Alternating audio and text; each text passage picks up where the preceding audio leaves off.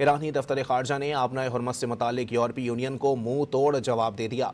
यूरोपीय यूनियन ने मौक़िफ़ दिया था कि आबनाए हुर्मत से जैसी आबी गुजरगाहें बैनुल-अक़वामी कानून के तहत खुली और बिला मुआवजा रहनी चाहिए, जिस पर तर्जुमान ईरानी दफ्तर खारजा इस्माइल बकाई ने सवाल उठाया कि यूरोपीय यूनियन किस बैनुल-अक़वामी कवानीन की बात करती है, वही जिसे वो दूसरों को लेक्चर देने के लिए निकालती है, जबकि खामोशी से अमरीका इसराइल की जारहत को ग्रीन सिग्नल देती है और ईरानियों के खिलाफ मजालिम पर आंखें बंद कर लेती है।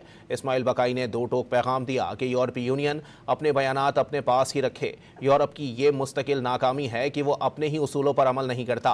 बैनुल-अक़वामी कवानीन की बातें खुली मुनाफिकत बन चुकी हैं।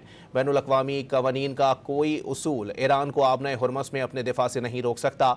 इस्माइल बकाई ने यह भी वाज़ेह किया कि आबनाए हुर्मस में बिला मशरूत गुजरगाह का तसव्वुर इसी लम्हे ख़त्म हो गया जब अमरीका और इसराइल की जारहत ने अमरीकी फ़ौजी असासों को इस आबनाए के करीब ला खड़ा किया था।